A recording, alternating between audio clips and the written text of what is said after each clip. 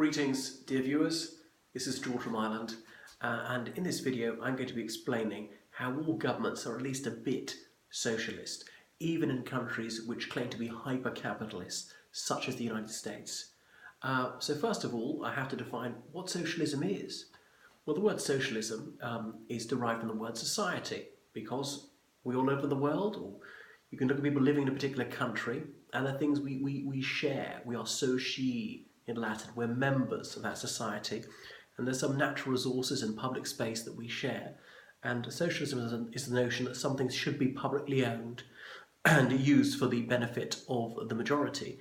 And indeed, some services should be provided to all by charging tax to all who have an income, with exceptions for people such as pensioners. So that's what socialism is. Now, one can have a very limited form of socialism. One doesn't have to go the whole hog and abolish private property and free enterprise.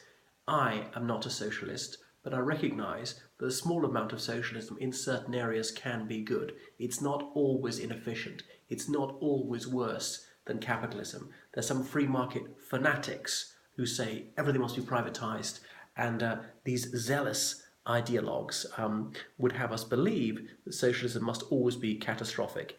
It has sometimes been cataclysmic, other times highly successful.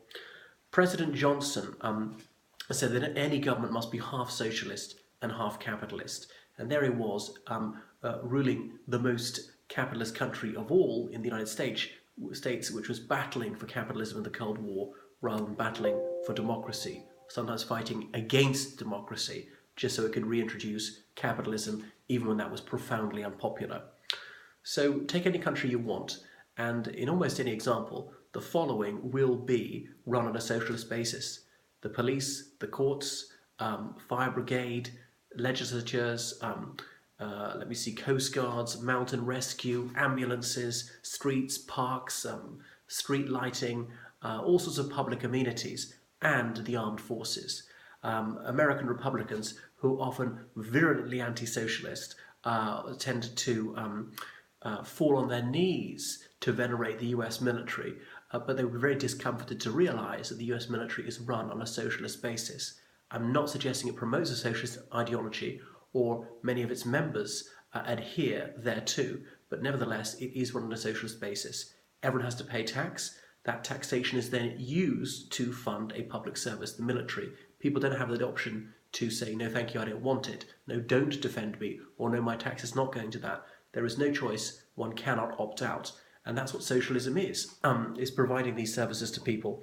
And military personnel get subsidised housing or free healthcare or free education, and that's all funded by the taxpayer, and that is socialism, like it or not. And I know it goes with their job. You could have that going with every job, but certainly in countries such as the United States, it only goes to people who work in a particular sector. Those who make a tremendous contribution in other walks of life don't get such liberality from the public.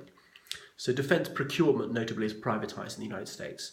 And there's the rub. Obviously these defence contractors, they've got their lobbyists on Capitol Hill dishing out the goodies to the congressmen and congresswomen to make sure that fat contracts are awarded in the right place. And the military-industrial complex continues, and as many bogeymen as possible can be invented. And weapons are always updated, even if the US is not willing to fight particularly bloody wars, not bloody for their side. So I'm saying that socialism can sometimes be good. We could go back to, let's say, what the English had in the 17th century in England, private fire brigades. A fire breaks out in your house, you summon the fire brigade. At that point, they negotiate their price. Do you want your house rescued or not?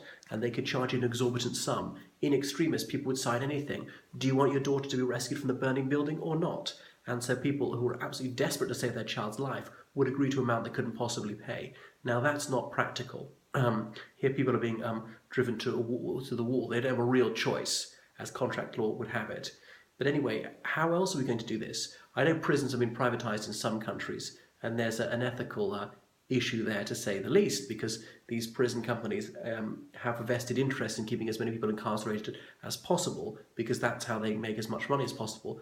The profit motive in certain areas, such as healthcare, is perverse.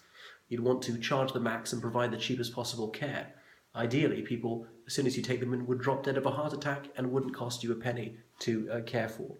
So And look at some of the most highly developed countries such as Denmark, and it's got socialism in certain areas of life. They're right at the top of the Human Development League in terms of longevity, in terms of low crime rate, low suicide rate, high school completion rate, a clean environment, a high minimum wage, overall happiness. And yes, people are allowed to own property, and yes, there are businesses that turn a profit and all that.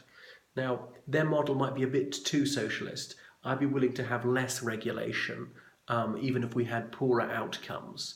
So there's no need to go the whole hog in either way. Some people believe one must take a viewpoint and follow it all the way through to its intellectual vanishing point. I don't think one needs to go with the logic right to the very end. Yes, it is acceptable to hang around somewhere in the middle of these issues.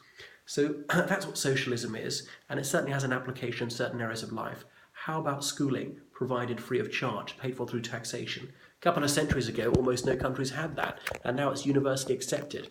I think only the most extreme capitalists would say that that shouldn't be the case, and that children whose parents are poor or parents don't want to bother paying for it should be denied schooling whatsoever. So socialism doesn't have to be terrible. Yes, it does have a place, and let's call it by its proper name.